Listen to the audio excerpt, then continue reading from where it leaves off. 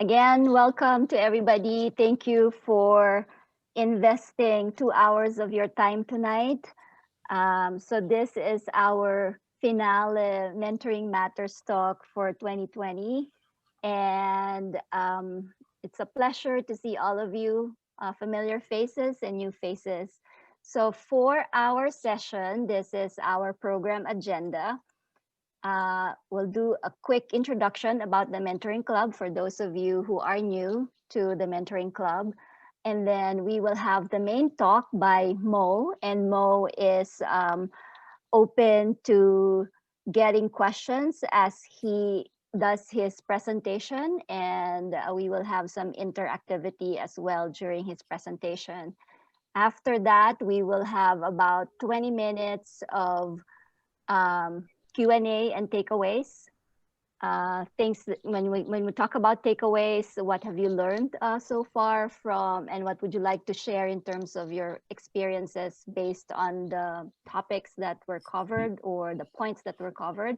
And then we'll do just a 5-minute announcement of what's next for as far as events and programs for the Mentoring Club.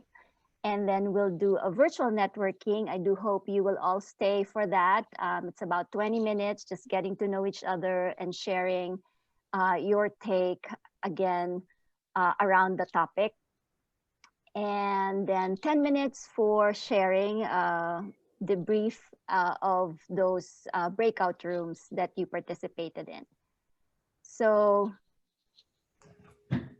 let me talk about a little bit about the Mentoring Club, and also let you know that we have presence in various social media pages. I'm not sure why my slide is okay.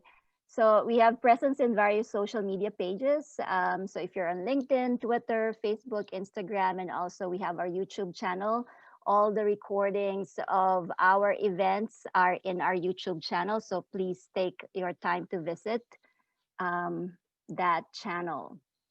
And I want to bring this up front just to say thank you to all the people who have volunteered and supported all our events, particularly going into the Mentoring Matters, the organization of the Mentoring Matters. So as they say, it takes a village. So you can see all of these people are active supporters of the Mentoring Club.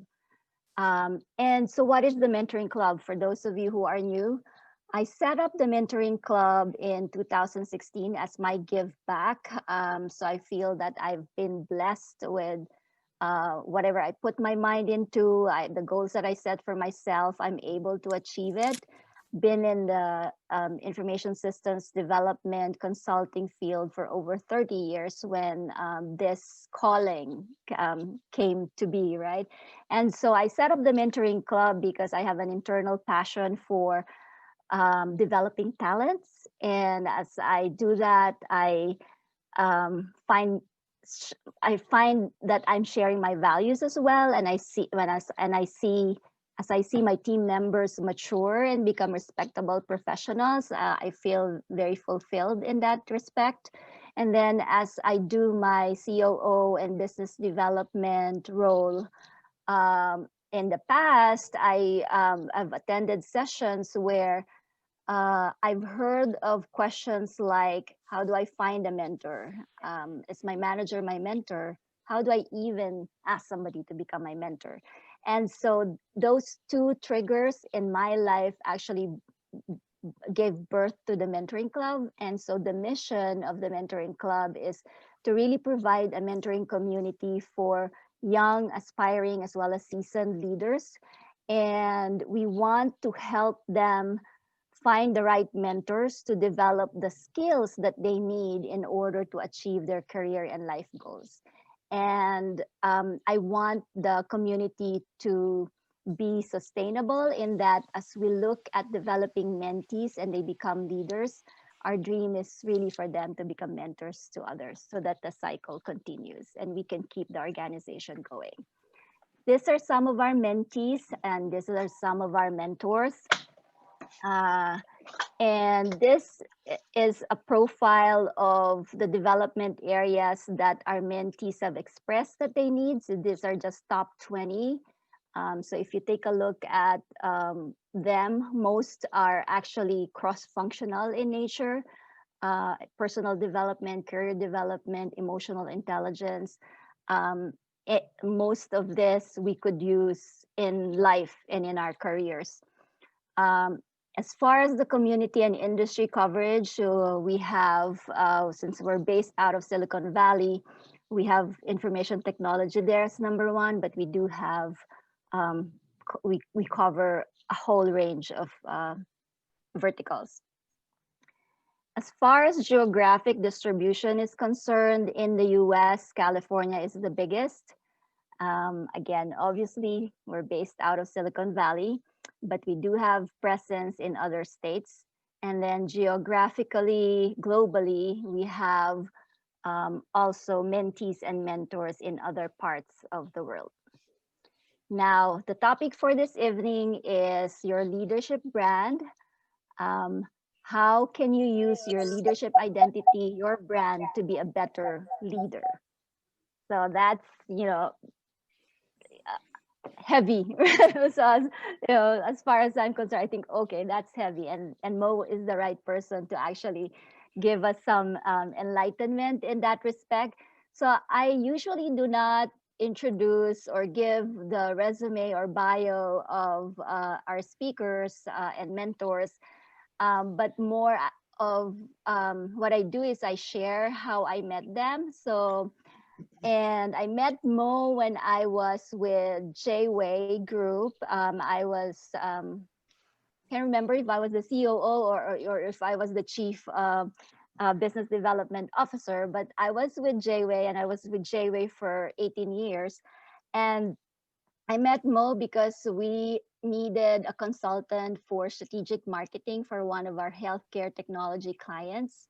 And he was referred to me by another connection in marketing. And we met. I really liked the vibes that I got from him. And unfortunately, actually, that particular engagement didn't push through.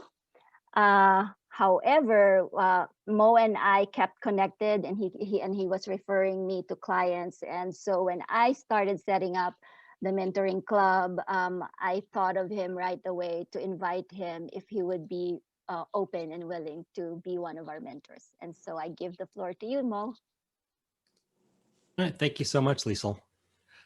Why don't we go ahead and jump right into the first poll? So I want to see where everybody stands with regard to leadership and how they view themselves as a leader. So I want to know which of these describe you. You have a leadership position and are happy with where you are. You have a leadership position but want something bigger or better. You don't really have a leadership position but want to at some point. Or I want to find ways to be a more effective leader. Or I am not confident, I want to project more leadership presence. And you can check as many of these as apply to you. So we're closing the poll, okay, and I'm ending it. And let me share the results with you. Great, thank you. All right, so my point of view on leadership is that whether we think we're leading or not, we're all always leading, and we're just leaders in training. So 2 of you have, or let's see, it's 27%, that's 4 of you have a leadership position, are very happy with where you are. And then the largest percentage are in the middle groups there. I have a leadership position, but want something bigger or better, and that's great. I don't really have a leadership position, but want to at some point. I want to find some ways to be a more effective leader. And then a couple who say they're not confident and want to project more leadership presence. And that's all great. So what that means is that we have a whole, a pretty expected range of how people feel about leadership.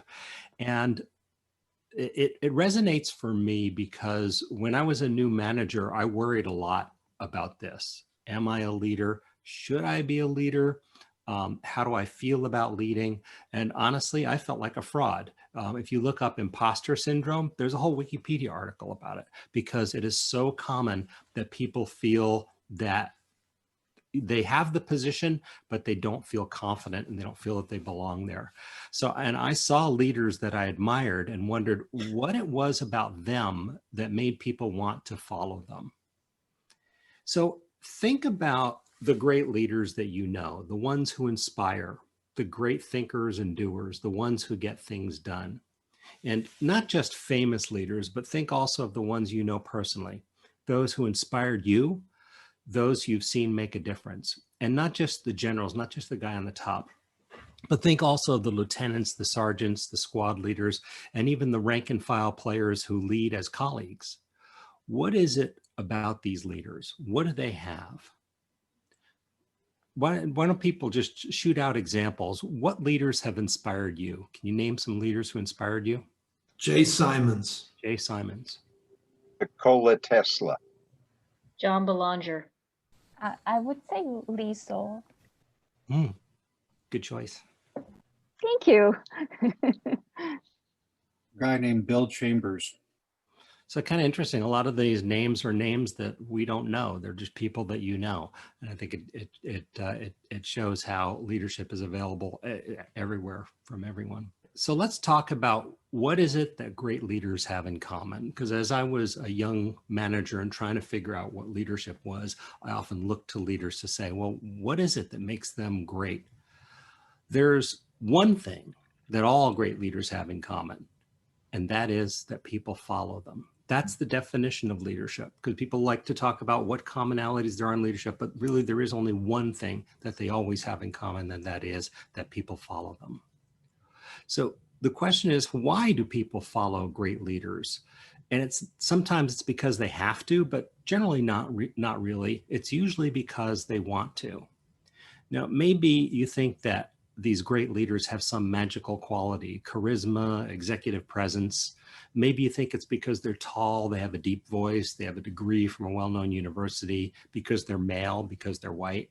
And these are advantages in leadership in our country today, but that's not it. I know you can all think of counterexamples. So why do people follow great leaders? Well, most leaders do indeed have a magical superpower, and I'm going to tell you what it is right now. And that is that they are 100% clear about their mission. They make sure everyone knows who they are and why they are here. And that's what I observed over my years of leading, is that was the one thing that I noticed that leaders, that the best leaders had in common. They're 100% clear about their mission. So think about your great leaders, the great leaders you were thinking about, and ask yourself what they stood for. What was their mission? What got them up in the morning and lit up their life? And I'll bet you know, because they made sure everyone knows. It's easy to follow someone when their identity is authentic and clear. And that is their brand, their leadership brand, their authentic identity, their why. Please understand that this is not about marketing yourself, it's about being yourself. While it's possible to lead from some made-up story, a concocted image, why would you want to? It takes a lot of work to be inauthentic. Once you know who you are, you will naturally attract and propel your team. So today we're going to talk about how you can define and refine your why, the one that will inspire people to follow you. We'll start by talking about what a brand is, what a leadership brand is, and how brands create value. Then I'll help you learn how to build your brand by discovering your values, your mission, your vision, and writing your elevator pitch. We're not going to do all that work tonight, but we're going to get you started on that process. And finally, we'll talk about how you can use your brand to lead effectively. Okay, let's start talking about brand. What do I mean by brand? Well, let's start with what brand is not. In the marketing world, we have logos, colors, products, and slogans. And none of these things is a brand, because a brand is not something that the company owns. It's something that lives inside the customers, because brand is a feeling. It doesn't live in the company's materials, it lives in the customer. Let's look at some brands. Again, we're talking about corporate branding, which relates over to leadership branding. So here are the logos for some brands. And as they appear, I want you to think about what these brands represent, what they mean to you. Are your impressions positive or negative, loud or quiet, cool or warm? Do these brands evoke feelings, ideas, attitudes? Do they remind you of past experiences? And what future expectations do you have of the companies and the products that are behind these brands? Now apply this to people. As you see each of these people, what's your gut feeling? Not what they did, but who they are. What do these people stand for? Now, how about this leader? I'm using Liesel as an example, not to embarrass her, but because she is actually a really great example of a leadership brand. And those of you who have been involved in the mentoring club for a while know this. This is the kind of leadership brand you probably want to be. Can someone here just go ahead and unmute yourself and say what Liesel stands for? This is Joanne. Genuineness. Genuineness. What else? Go ahead, anybody else? This is Ping. Persistence. Persistence. This is Donna. Positive and encouraging. Okay. Creating connections. Creating connections. Okay. Integrity. Ready? Okay, great. Beautiful. Passionate. Passionate, yeah. So the interesting thing here is that you all know her leadership brand. What you went to directly were her values and didn't talk about the mentoring club, what it is or how it works, but you went to why it exists. And that's because Liesel communicates her leadership brand with total clarity all the time. Now, how about you? What is your brand? So we'll talk about how to develop a brand in a few minutes, but let's see if you have some initial thoughts. Let's go into our breakout rooms and do the following. 1, introduce yourself. And then 2, say in just a couple of words, one thing about you that matters, one thing that people respond to. I think we've got, let's take about 10 minutes for this so that everybody should have a couple of minutes. So let's go ahead into the breakout rooms. And again, it's introduce yourself and then say in just a couple of words, one thing about you that matters. So I hope that was helpful. Let's talk about the value of a brand. As a leader, you need to worry about your organization's brand. I've heard it said that the CEO is truly the only true brand manager in a company, because brand, more than anything else, defines your value and your company's value and your product's value in the marketplace. Let me say that again. Your brand, more than anything else, sets your value. If you don't believe me, consider this. Which is better, Fiji water at $1 a bottle, Dasani water, which you can get for 50 cents a bottle, or Costco's Kirkland water, which costs less than a dime a bottle? It's all just water. And the same applies to BMWs, Hondas, and Hyundais, to Rolex versus Casio watches, and Verizon versus Metro Wireless. Each of those products is not as dissimilar as one would think, but the value of the brand, the value of the product goes up with when you establish brand. And the same is true for you. Your value, your effectiveness as a leader goes up when people know your brand. So let's build your brand. Okay, let's bring up the next poll. We're going to talk about how well do you know your brand? How well can you articulate it? And how well does everyone know your brand? I'd like everybody to choose the area where you most want to lead. It can be community, career, family, wherever you want to work on your brand. And then rate your brand from 0 to 5. First, how well can you articulate your brand? How well do you know your brand and how well do you articulate it? Where 0 is not at all, and then 5 is I know my brand well, and so does everyone around me. We have a range. We have one person who says, I know my brand well, and so does everyone, and also says, everyone who knows me understands my brand and can articulate it. And that's where we all want to get to, where everybody knows what you stand for. And then the rest is in a range. We do have one person who says that in terms of how well does everyone know your brand, not at all, but most of the people are a range of of how well they can communicate their brand. So let's talk about how we get beyond from there. So you've heard the advice, be yourself. And while it's certainly true, I always thought that that's useless advice because it trivializes the whole quest. I mean, if you could just be yourself, then you wouldn't need that advice. So today I'm going to give you a process to help you learn who you are and, most important, be able to articulate it. So first, let's talk about where brand comes from. Brand is built on some fundamentals, and these are the same building blocks I use when branding companies, and they work for individuals as well. Brands are built on core values, that is who you are, your mission, what you're doing, and your vision, where you're going and what your mission will be over time. So who can give an example of a value, a mission, or for any aspect of your life, and who has a vision that they can share? Go ahead and unmute yourself and give me examples of any of these for yourself. As far as values, I would say fairness and mission.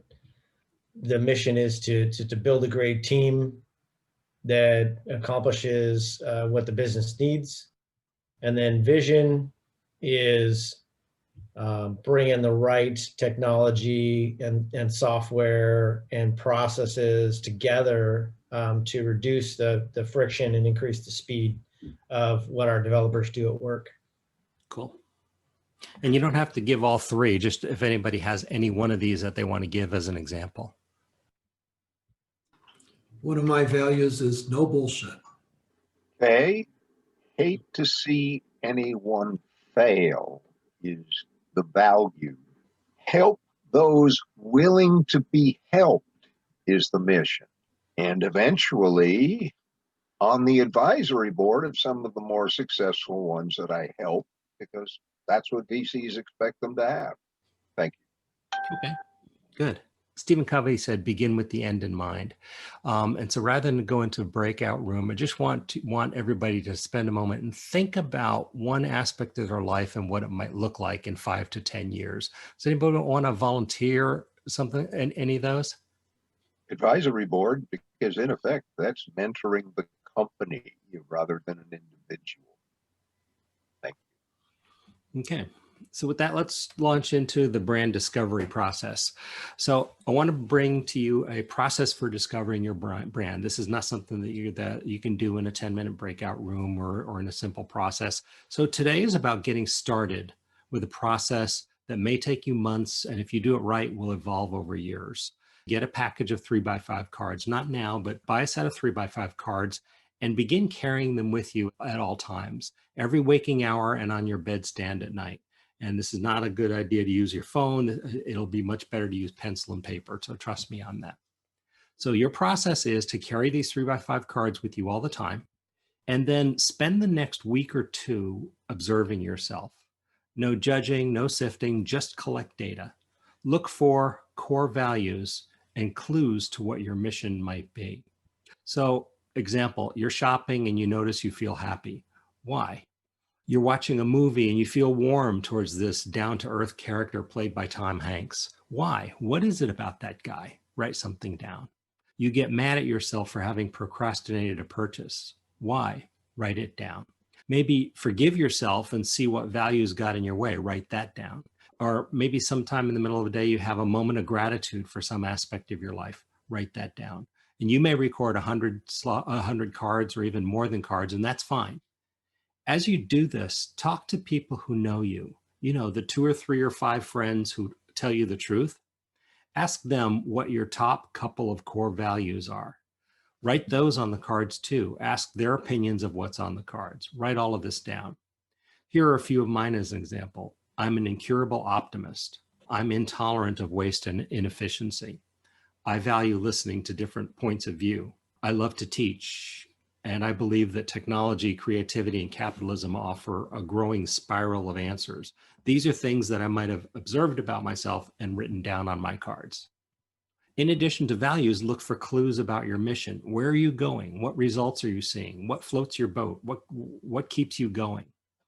Again, ask others who know you and then write it all down. Then once you've done this for a couple of weeks, pull all your cards together and lay them out on the floor and begin to sort and filter. Stack similar cards, move things around, find what really matters. Work with people who know you. If you have a mentor or a mentee, work with them on that as well. And then ultimately what you want to do is you'll wind up with a nice stack of cards and some sense of order. It doesn't matter if it's accurate, it's not going to be final. The next step is to build an elevator pitch, which is a 1-minute story that tells who you are, what your mission is, and why it matters. Most important is the why. Why do you and your mission matter? Perfect is the enemy of the good here. Create your story and use it. Then live with it for a while. Practice it, seek feedback, change it often. Let it grow, farm it. Expect it to change. That's called growth. All of this is about building your brand, building your elevator pitch, and developing a brand that you can carry forward. Now use your brand to build a strategy. Develop processes and policies that support your mission. When I was leading a group, this sense of brand, sense of who I was, turned into a very strategic form of leadership, where instead of day-to-day tactical leadership, I was operating strategically. It took a long time, and it'll take you a long time too. It may take years to evolve your brand. Test it, gauge success, continually adjust. And the most important part is communicate it. Communicate to excess. Remember the leaders you admire, the great ones you thought of earlier?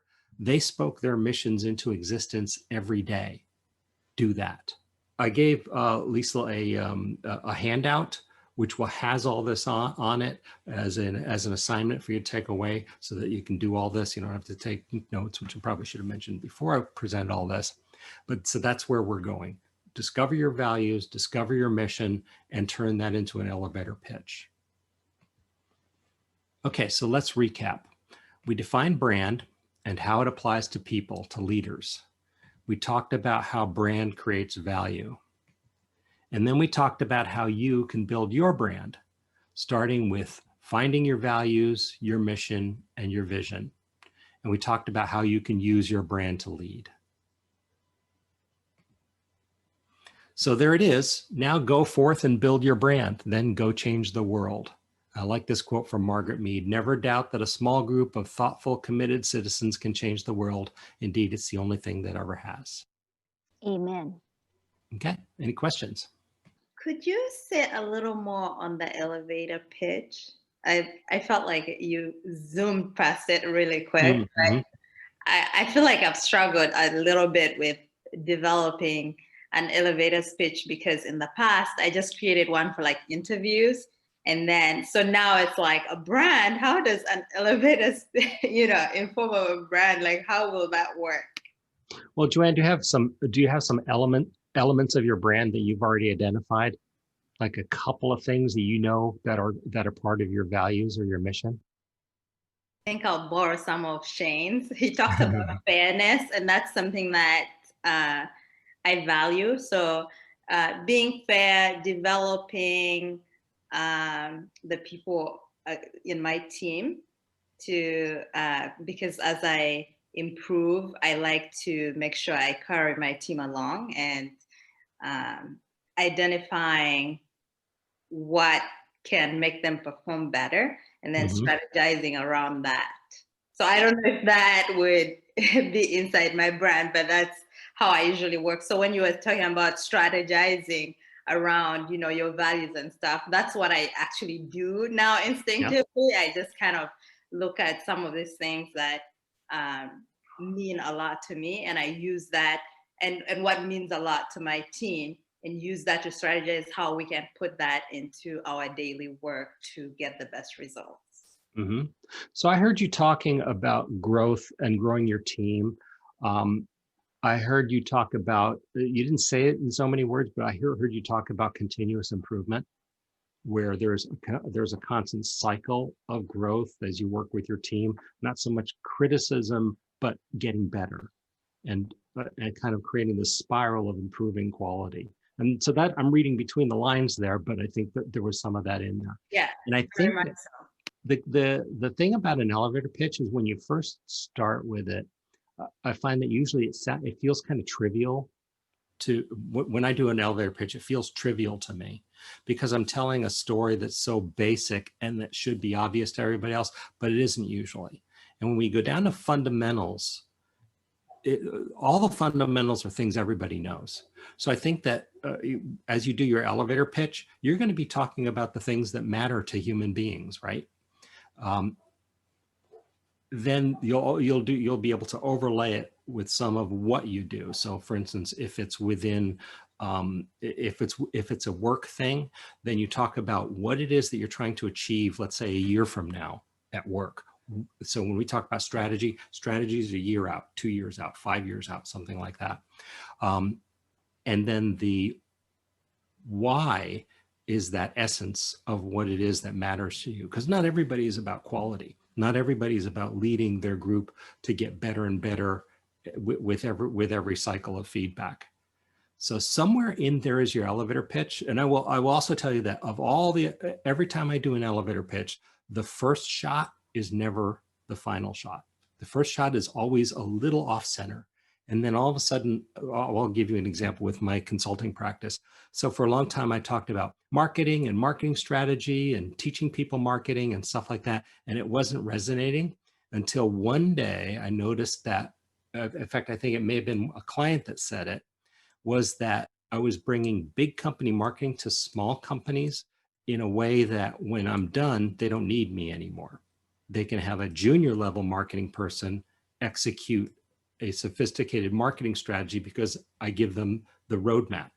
And that became the key to my elevator pitch, is that I give people marketing strategy so that junior level marketing people can execute. It was what I was doing, but it was like a light bulb came out and suddenly I knew that that was my elevator pitch.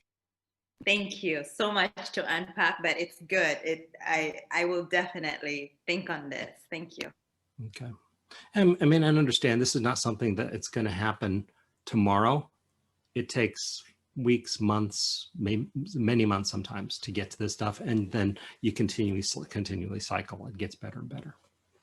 Hey, Mo, can you give us a couple of examples that would clue you into the fact that your elevator pitch needs refining? Sure. When you deliver your elevator pitch, if it feels wrong, it probably is wrong. Although that could be imposter syndrome too. Watch people, watch their feedback. And I always look for people who will give me accurate feedback. So there, in my circle, there are dozens of people who will say, yeah, that's good. And there are 3 or 4 people who I know will tell me the truth.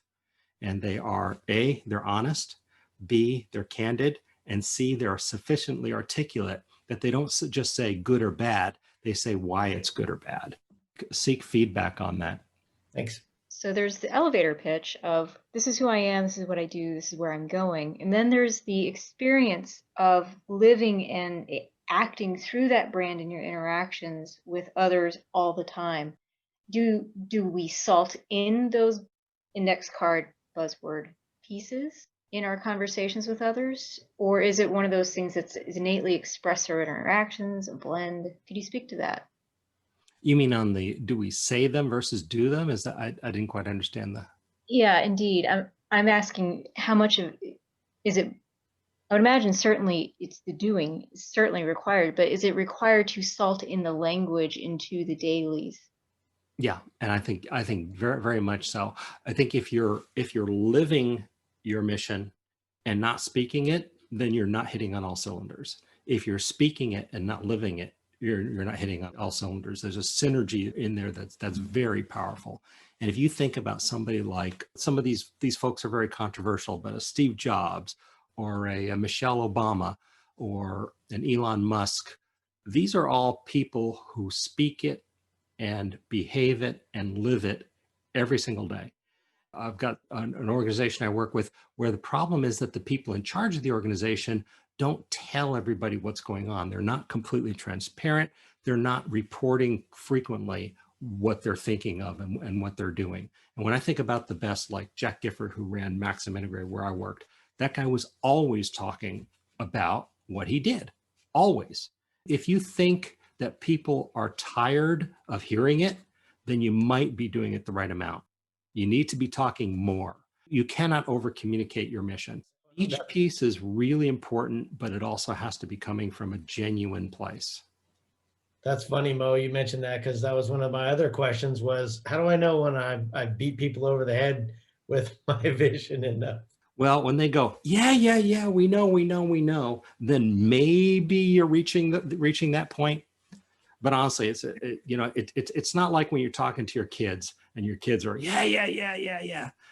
You just can't, I really think you cannot over communicate your mission. Hi, Mo. This is Hong. I have a question. So the brand comes from inside out. Okay, got that. Now, there is an aspect of traction or relevance, right, with the surrounding world, and there's a question of evolving. So, what's the balance? Can you comment on the balance of staying the one course without regards to the environment, and then the adaptation to the environment? Can you comment on that? Yeah, I guess there's a question of appropriateness there. You have to be aware of your audience and when that mission fits. A good example is people at a party in Silicon Valley will always talk about, well, what do you do for a living? Well, that's fine. You can talk about your career mission, but honestly, if all you talk about is what you do for a living, you're not doing parties right. And so there needs to be a balance. It's my career, my marketing, that's part of who I am, but it's only a small part of who I am. And when I'm in a social situation, you want to be talking from heart. And if you look at people who are professionally competent and confident, they don't have a problem dropping it to heart and talking about what matters. So, we're designing these great software development tools that help people deliver bug-free, blah, blah, blah, blah, blah. That's fine at an industry conference, but when you're meeting people at random, you probably want to talk about how delivering software at a higher quality allows companies to feed their families and to make a difference. And then you go into examples of small companies that are doing amazing things using this or something like that. You know what I'm saying? It goes down to the why, goes down to human values and relating to people in a personal way. I don't know if I answered your question.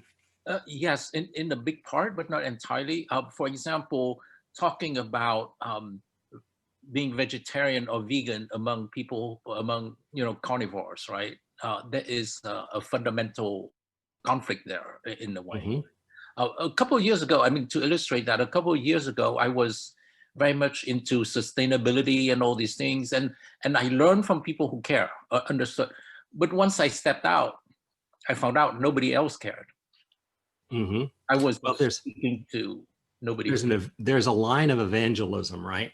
Where you can cross over from telling somebody about what's important for me and my values into an implied, these should be your values and you're wrong because you're not doing it. So like if somebody tells me they're vegan, that's fine. If they tell me I should be a vegan, we have a problem. Not that there's anything wrong with being a vegan, but it's a communicating who you are without judging. And crossing that barrier. Thank you. I think that's what you're talking about, right? Right, correct. Yeah. Actually, that leads to a very big reason of why I quit my prior career, because no one cared about, in my opinion, building products that worked ethically the first time. In some ways, it became like a personal question of where do you draw the line in what you deliver professionally, and then at the same time it maybe became something too esoteric, something irrelevant. I'm deeply concerned about that happening to me again. Mm-hmm.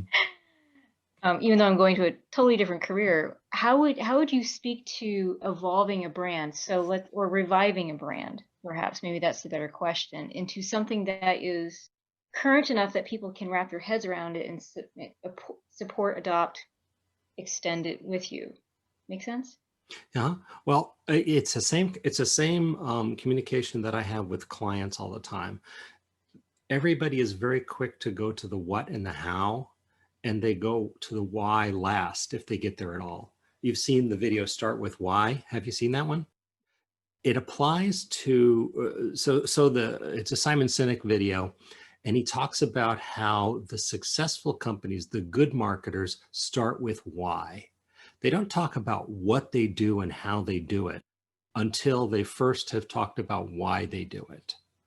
And I recommend it for everybody. Well, that principle applies to people at all as well. You're switching your career for a reason. I'll give you an example of mine. When I switched from engineering to marketing, I switched to marketing because I wanted to communicate with people about I want to communicate with people about why all this stuff that we build matters. Not just to build something that's 10% more efficient or does this job or has these features in it, but why? And I thought that I had something to impart and to make companies and groups and projects work better. And I get a lot of jazz from that. So the question is, as you switch your career you're talking about to optometry, right? Yeah. So why? Why are you going into optometry? I'll bet there's a really powerful why behind that. Can you tell us what it is? Immediate, direct, and meaningful. I really want to have all three values simultaneously every day, and especially to assist patients with brain injuries have that meaningful recovery. There you go. That's my drive.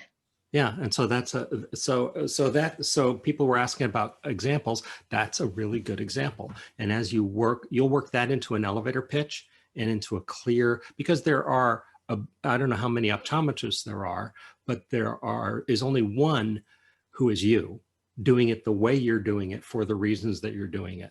And you talked about brain injury, so that's a particular specialty. I don't know the field well enough to know, but there's a strong why message in there that will help propel your business and propel your profession.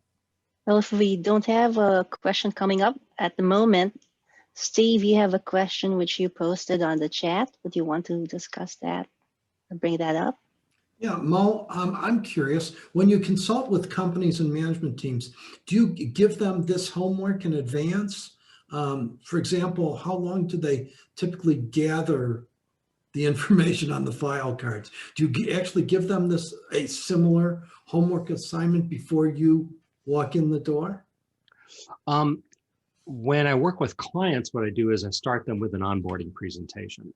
So I've got an hour and a quarter presentation I do that talks about some of the basics for how this is built. And most of them have never thought about their marketing or their business as coming from the why point of view. They don't understand features versus benefits. They don't think in terms of customer-centric messaging, and they don't even know what are the most important things. That messaging is what matters, understanding your customer. That first thing I do is narrow it down to a few things that matter.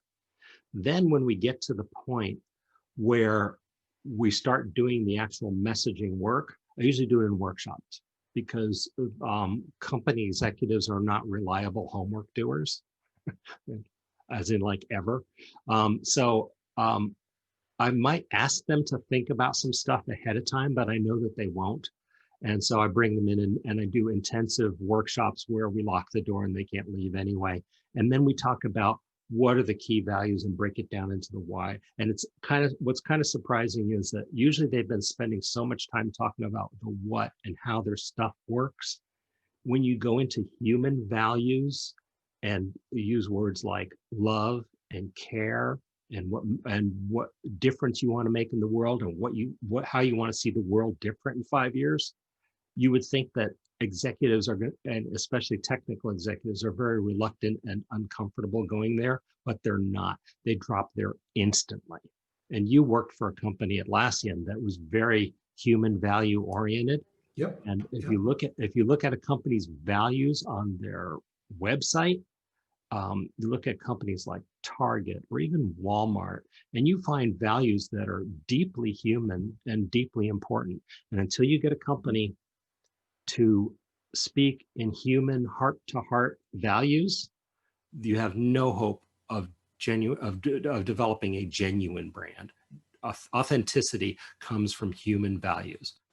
And there's a notion that companies are all in it for the profit. That's just not true in my experience. Thanks, Mo. Well, this is Debbie. I just shared with Steve in a private chat that I honestly have never thought of my brand as a human, as a person. I've done marketing for companies. I've thought of their brand. But honestly, I've never thought that I had a brand. So this is all very, there's big light bulbs going off in my head. Lots of work to do on my end, I believe. Can you identify a couple of elements of your brand? I'm going to put you on the spot a little bit. I am of my word. I believe in my word. I also believe in the potential of others. And that's about as far as I've gotten since we started this about a half an hour ago. But I think those would be the two big things that I center on. That I am of my word. It's all that I have. It's the only thing that I can control in my life is my word. Yeah, I would venture, I don't know you that well, but I'd say there's something you have in common with Steve, which is that you care deeply, as they used to tease Steve about. Yeah, I do care deeply. Sometimes to a fault, right? But I don't know if that's really a fault. No, I don't think so. So I know Debbie through Steve, and I also know Debbie through Child Advocates and some of the work done with CASA's court-appointed special advocates, and she cares deeply, and is also very, very smart, very, very good to deal with, and very good in difficult situations, as in the client that we have in common. Yeah, that's the other thing. I brought you on to work with my client, so. You're very good at making people successful, because you help make me successful, and you certainly make Lisa successful there. Oh, thank you. Because you have the strong focus there. So I think there are some of those elements are part of your brand, I would guess. For me, that goes back to potential. I believe in your potential, right? I believe in what you have to offer, and going to make sure that the path is clear for that offering. And I think that's a pretty good illustration. So I've known Debbie, for 9 months or something like that, but there are elements that I know about her brand just from who she is, that, I mean, other people help me articulate my brand in ways that I can't. And so I think this development of your personal brand work is not something you should do alone. If you lock yourself up in a closet with your 3x5 cards and come up with this magical elevator pitch, you're going to lose. You're going to get there, but it won't be anywhere near as good as if you can find those straightforward, candid, articulate people who will tell you who you are. That's exactly what I needed to hear, because I was wondering what's next. How do I start this process? And my natural instinct is to hunker down in the closet with some nice music on and a big journal and start writing. But I think what's going to be more effective is to reach out to those I trust and those who know me and ask them these questions. Do both. I think it's an interactive process, and it'll go over time. You'll write something in your journal. Somebody else will give you something else. Then you'll have them look at what you wrote down, and then you go back and forth and get from completely different, like the person you're probably thinking of now of asking you for help with this is fine, but the one you should be, but after you do that, then talk to that cranky person who tells you the truth, but not in the way you want to hear it, and get theirs too. That would have been my father. Thank you, Mo. I appreciate it. And just as a reminder, I have the assignment handout that Mo mentioned earlier, on how it's a guide for you to fill out your file cards. So I will send you a link to the materials, and you can go ahead and download that after the session. Yeah, and on the last step of that sheet, it's let me know what your elevator pitch is. As you do this, as you develop an elevator pitch, send it to me. And if you want, I'll give you my feedback on it. Actually, I probably will anyway. Harry, would you like to? I wanted to ask you, Mo, how would you differentiate your vision versus your mission? Good question. So mission is what I'm about. Vision is my mission spread out over time. So if I have a mission right now of making self-driving cars ubiquitous, or making self-driving cars easy to buy and easy to use, then why is that? Well, my vision is that in 10 years or in 20 years, people who are over a certain age will be able to just summon a car, you know, and it gives people increased mobility and it makes people feel free. Those are the kinds of things. I'm kind of winging it as with an arbitrary example, but the key difference between mission and vision is time. Okay, I think my mistake was blending the two into one. And there's overlap. Do you want to share a value, Harry? One of your key values? I agreed with Steve's vision of no bullshit. Someone else said authenticity. I personally wrote down honesty. I also wrote down solidarity. What's solidarity mean? I believe in that the people who have gone out of their way to help me, they deserve the same from me. And it falls in place with the third value that I wrote down, which is equal treatment. But equal treatment, I think, spreads a little bit further than just the way that people treat you, you treating them, and vice versa.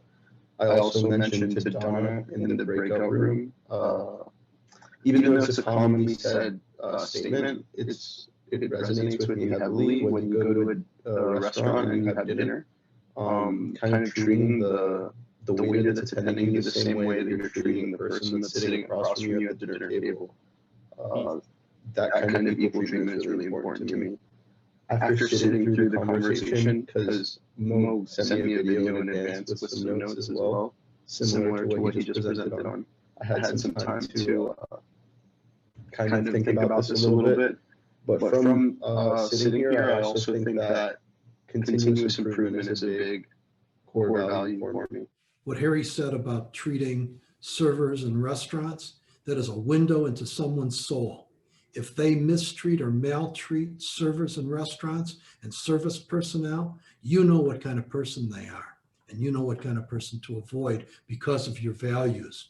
So yeah, Harry, thank you. Thanks for the reminder on that. Nice. I think Cloud, you had something, right? I would love to hear your comments on how do you take external feedback while I'm still figuring out my brand.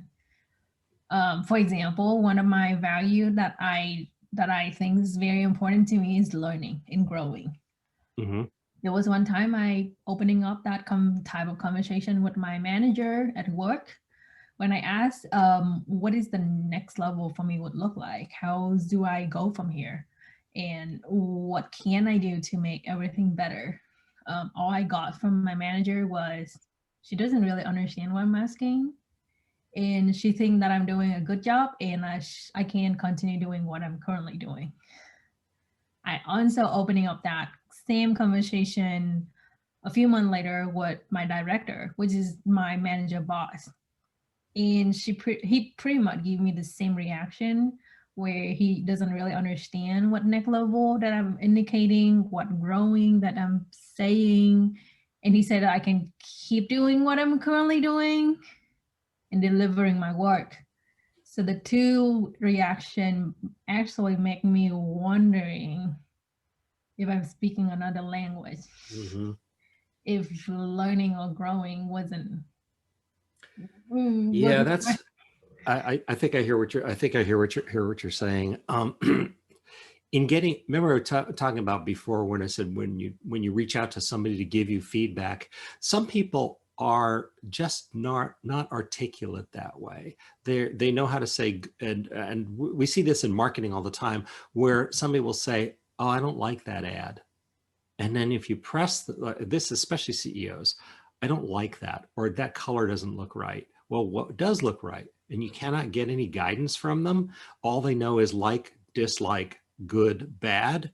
That's just that's a limit on how articulate they are and how communicative they are. So when your manager says you're doing fine, and that's all you can get from them, it either means that they're hiding something, which means you're not doing fine, or it means that that's the best that they can do because they just don't have that gift of articulation that comes with experience and an ability to explain why somebody's doing well, what works, what doesn't work, and so forth.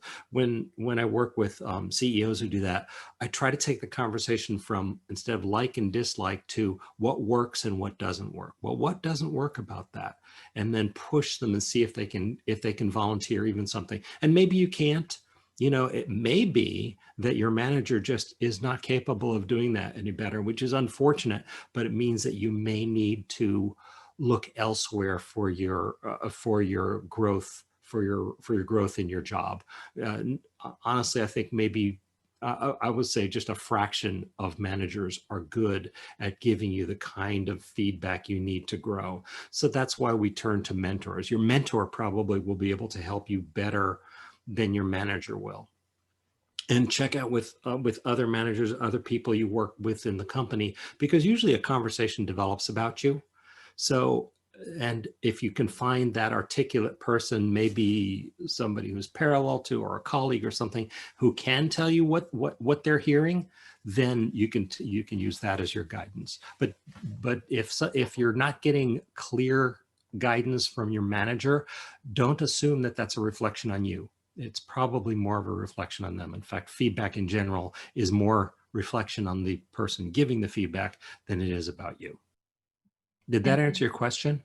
It answered my question, and I want to and I also want to ask a follow-up question on how do you draw that indication? Maybe like learning, for example, in my case, learning, I can be certain that learning is one of my value. But what if there is something that falls into the gray area where I am still defining my brand, and that feedback, should I take it as constructive or should I actually discard it? Is that me or is that the other person?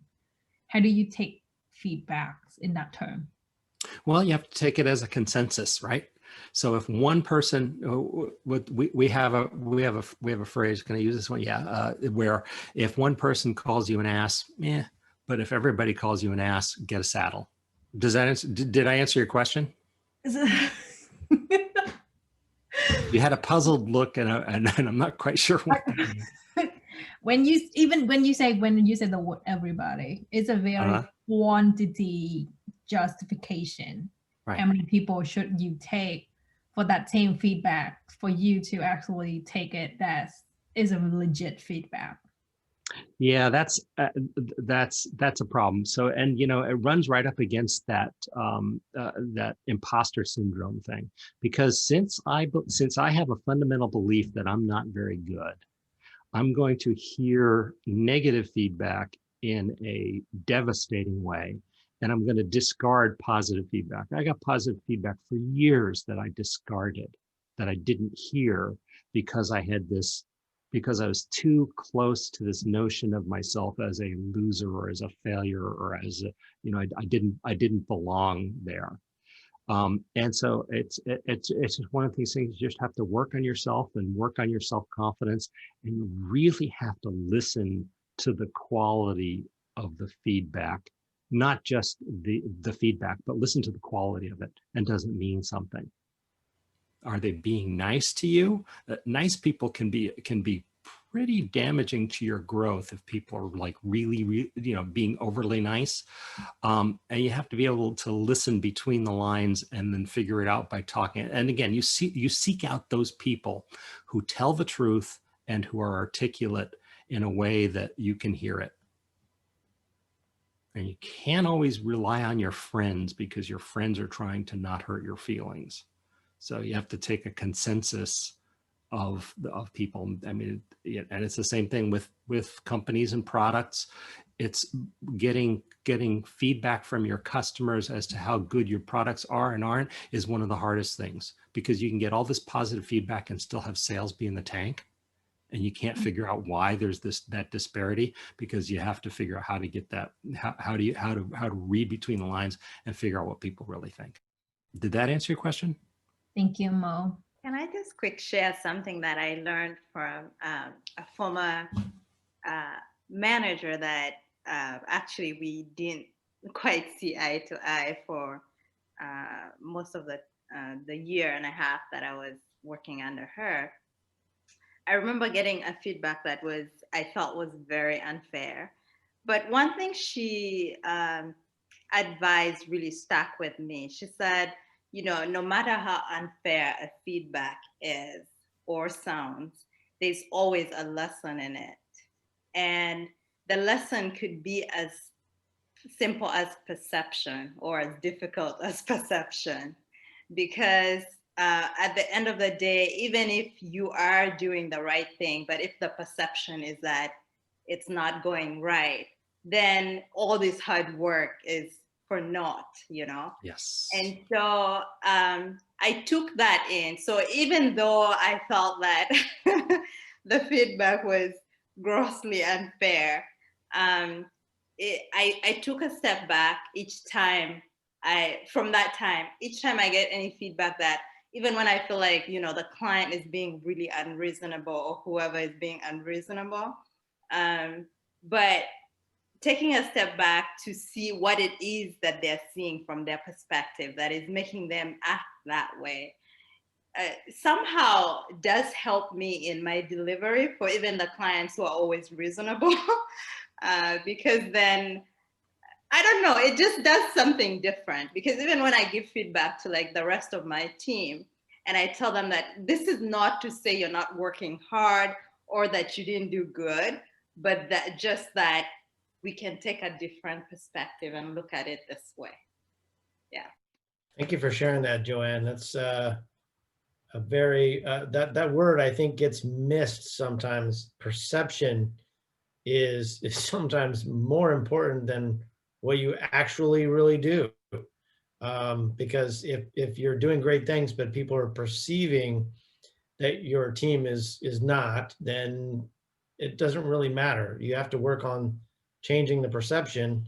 And I think, I hope I'm not missing something here, but brand and perception, how tightly are these tied together, Mo? Is this like the same exact thing, or are these like two parts of an equation, or what do you think? Yeah, actually, that's exactly what I was thinking as the two of you were both speaking, brand and perception. So the way I usually think about it is brand is about trust. Because like if I buy if I buy something at Costco, I know it's going to be of a certain quality level because I trust Costco. I know that their buyers are really, really good, and maybe not everything in there is the best, but there's nothing in there that's the worst. And so I have, when I walk into Costco, I have a pretty clear idea of what the experience is going to be like. So my perception and my feelings and my trust in Costco are very clear. I have a certain level of trust in a company like REI or a company like, well, you get the idea. And so likewise for your brand is your trust. And that's why I always talk about that your brand is all about, that your brand sets your value. If you develop a good brand, then the perception will match the reality. And that's why people will pay extra. People will pay extra for a good brand because of the brand, because the brand implies trust. And perception, I think, and perception and trust are tied together. Because sometimes people think about branding and marketing as wrapping stuff with a layer of phoniness, with that there's something artificial. That marketing, my job as a marketer is to get you to buy, regardless of relationship. And it's actually the opposite. Marketing is about helping your customer buy what's right for them, and making sure that your brand is so true that everybody knows what your brand stands for. And this goes to the the brand discovery process. When we're talking to people that we trust, what's some of the language that we can use to ask that question about their perception of us and our brand? That's tricky, because if you're asking somebody who is close to you and they don't want to hurt your feelings, first of all, you seek out that person, the people who you know who always tell you the truth. But it's important, I think, to establish a context around the question. So it's not like, hey, do you think I blah, blah, blah, but you can say, I'm working on a project to refine my brand as a leader and make myself a better leader. And what I noticed, some of my values are this and this. And then you can open up a dialogue. So by establishing a context, I think you take it past this is a conversation where we're being nice and we're just talking about fluffy stuff, to I need your honest feedback to help me become a better person, and a better person in a particular way. So I think my answer would be context. Thank you. Let me go into a few minutes of announcements, Mo, and then after that we could do a networking session with smaller groups, and we will have some guide topics for you to talk about in those small groups. Some announcements about the programs and events that we have coming up. So we are on a regular basis actually doing mentors and leaders yoga. So for health, so we believe in investing in our health as leaders. And so we partnered with one of our mentors who is a yogi. She's Dipali Sinha. And she also has a nonprofit, Blissful Yoga and Wellness. So she has her sessions every Wednesday morning and Saturday morning. So you're all welcome to go ahead and join us for those sessions. I really like her yoga sessions because she does variations of different stretches every session. And sometimes there is, she incorporates high intensity training as well within the yoga class. And then this is a heads up. We are planning for our programs and events for 2021. And so we are going to send out an engagement survey, or a programs and engagement survey.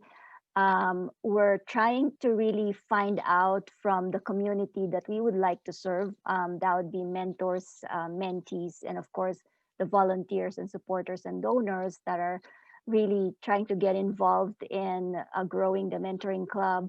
How could we better serve the needs of each of them, right? So, when you receive the request for your feedback or for your ideas, if this is your first time to attend the event or the Mentoring Matters event that we have, give us some ideas of your experience or what you wish this community can bring forward into 2021. So we'd really like to grow the community, and we'd be happy for all of you to be part of it long term.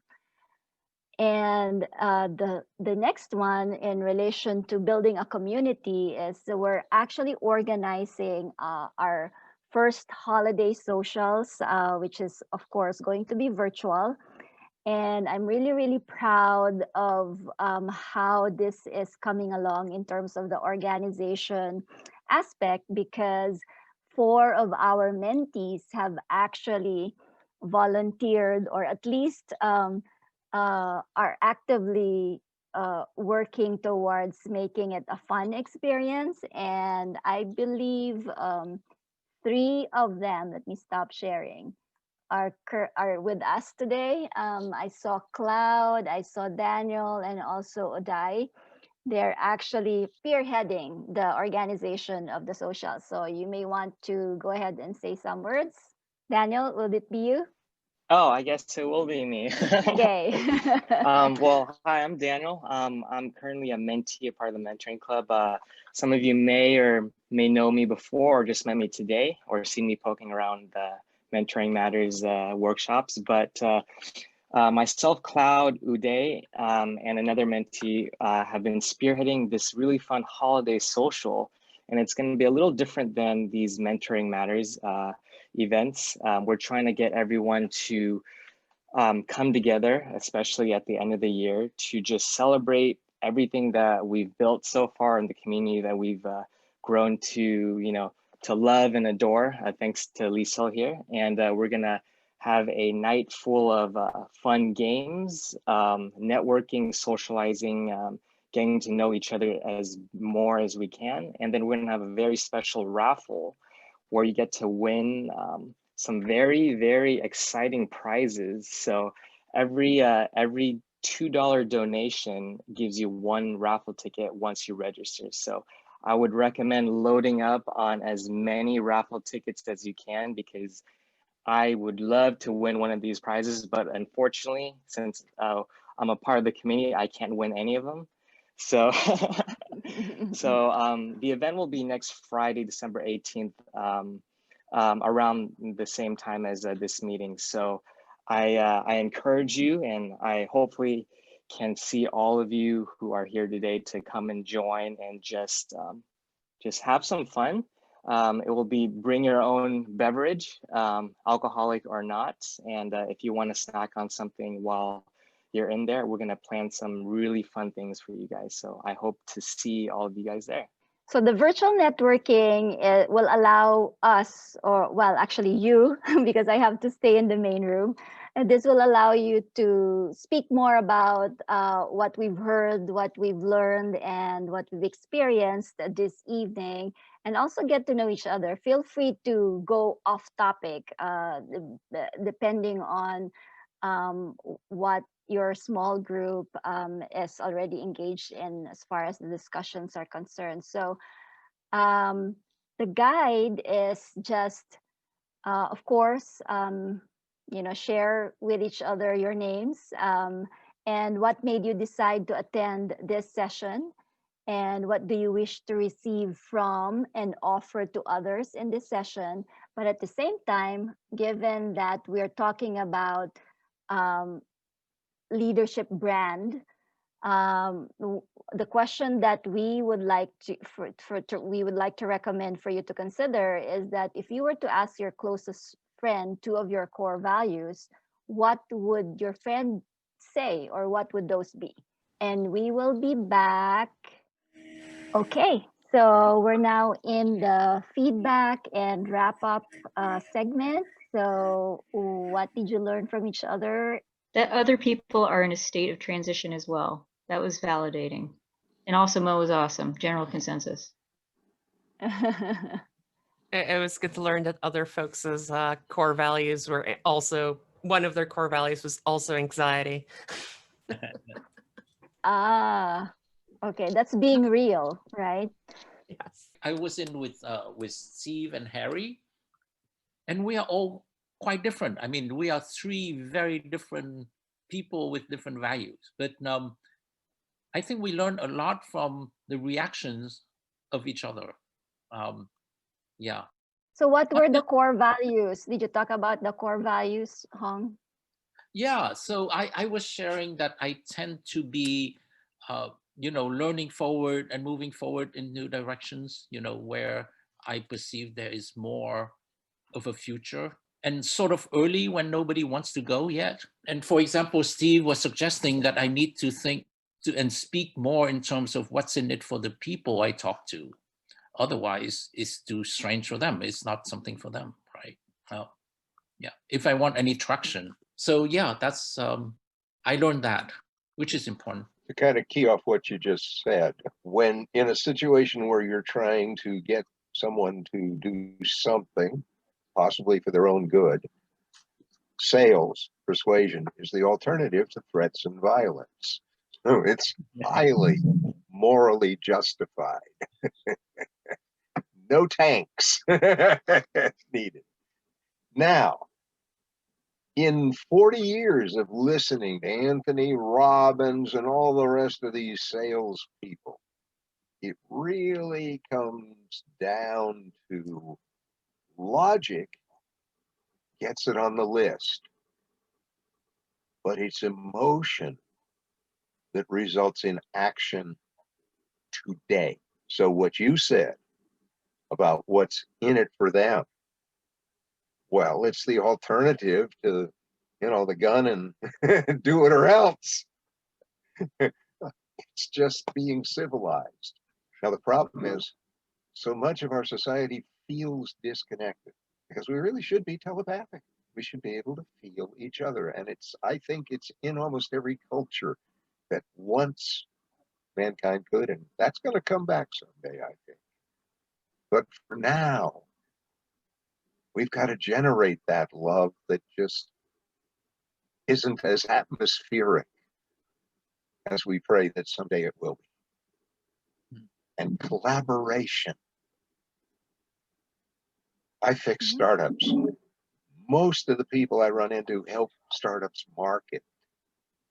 Well, if you can multiply someone's revenue by 30 times and they don't have a sellable product, 30 times 0 is still 0.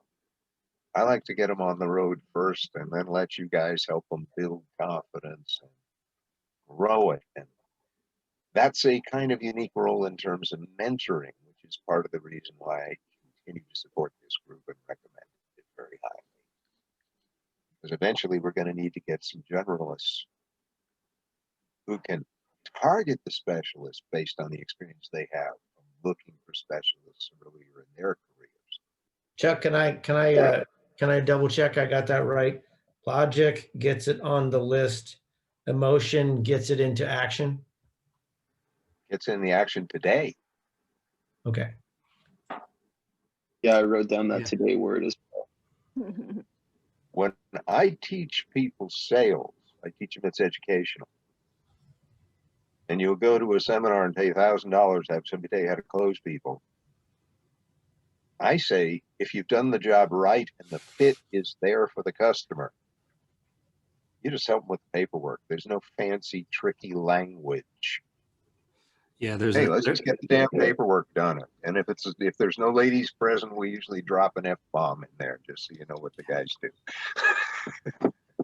Yeah, there's an aspect in marketing where people think that people buy by logic, but they actually buy guts. It's the emotions that make a decision. And the same thing applies to your brand as a leader. If your brand as a leader is about things and about the what and the how, I mean, I keep going back to this. It really needs to be about the why. People buy you. In the end, they're buying you. You're doing good on time. Oh, yes, we I are. agree. And of course, I will have Mo have the last word. But I also wanted to remind you that if you haven't received it yet, you're about to receive 2 more emails from Eventbrite. One is the survey for this particular event. So let us know what you think, what we can improve. And then also the other email is for the event materials. So you get the links to the presentations that we used, Mo's presentation, my presentation, and also the handout for the assignment on the file cards. Anybody else? Anybody who would like to share what they've discovered as their core values based on those small group discussions? I would share this. I think to what Mo was saying during his talk, a good part, not all, but a good part of learning from other folks is how they re-articulate what you're saying. So I'm thinking something and I describe to them and they articulate in a different way. They're saying, you know, from what I heard, this, that, and other, right? Which is not the same words I used. And there's a lot of learning in that.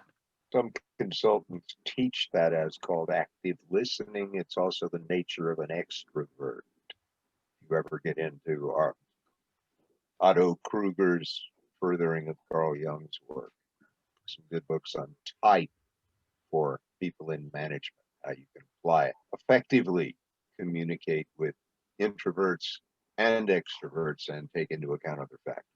And this is why, as you develop your brand, and the same thing you do with companies, is moving them towards their story. So when people say elevator pitch, I mean, the elevator pitch you usually hear is, we build this and it does that. With your elevator, the best elevator pitch is a story. Humans are natural storytellers. It's how we've communicated for millions of years. If you can communicate your leadership brand via story, it eliminates many of the opportunities for misunderstanding, because people naturally can understand your story and tell where you come from, and there's a personal aspect to it. So. Okay, so Mo, I guess we are right on time. Okay, cool. Anything else you'd like to say as parting words? The assignment or Sure, Lisa will send you your assignment. It's an assignment you've already seen, and I hope you'll actually do it. And I'm available. Just send me an email or communicate with me. However, let me know what you're working on. Let me know that you're working on it. And if you want to run something by me, I'm happy to work with people. Kind of an extension of the mentoring role, I suppose. And I'm a mentee on this too. As I do this, I keep refining my leadership brand as well. And when you do your elevator pitch, please, I really would like to see that. Professor, when is the assignment due? Well, it's up to you. It's up to your time frame. But what I originally, actually, when I first formulated this, it was a 3 or 4 week thing. But I think that's too long because people lose track. Get your 3x5 cards. Spend 1 to 2 weeks brainstorming, and then just sit down and get it done. So I would hope to start seeing stuff in a couple of weeks and certainly get it done before December is out. Yeah, so that would be a good New Year present to each one of us, right? So a commitment to our own development. Imagine starting off 2021, because 2020 sure sucked.